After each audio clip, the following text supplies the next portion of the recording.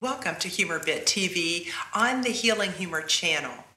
Humor, the effects of it are well recognized. The physiological aspects are documented. And the therapeutic value of applied humor is fairly well embraced today by the medical community. Healing humor. Many are talking about it, and for sure everybody needs it.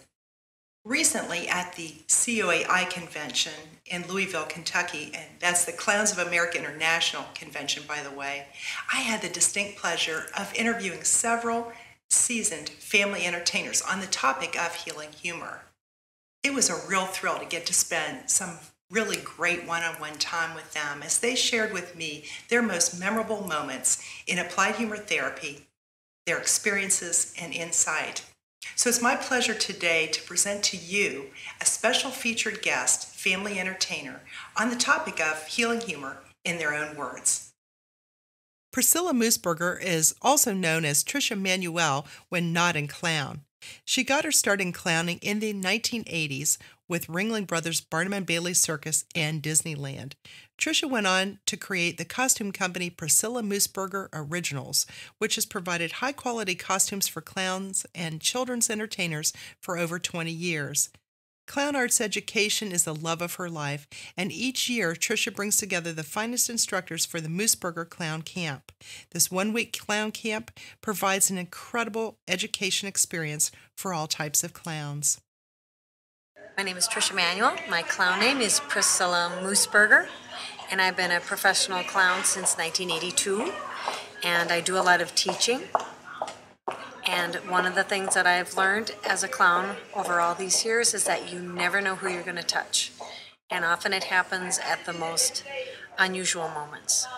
I was teaching a group of women who wanted to be clowns in the 100-year anniversary of my little hometown, Maple Lake, and the women from the auxiliary of the American Legion wanted to be clowns. So I was teaching them how to be clowns for a clown band, and I took them to my parents' dead-end street, and we were marching pillars of the community up and down the street with kazoos and pots and pans and garbage can lids, and marching up and down, practicing to be in the local parade.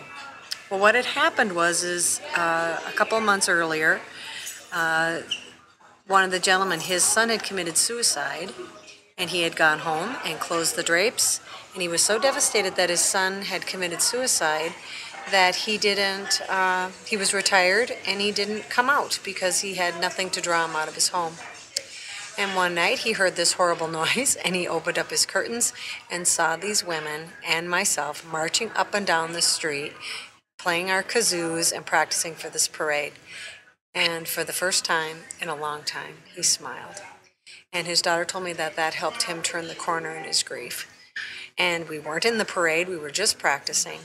And that is the one thing that I really have learned about clowning is you never know when you're going to touch someone. And that's what makes it so important. It could be someone who sees you on your way to go to your party. It might be the grandma you make the biggest impact on, and not necessarily the birthday child. It might be the nurse as opposed to the patient. You just never know. But it does show us how important humor is, and that we all really need it. Both the people who try to share it and the people who we share with. And that's why clowning is so important.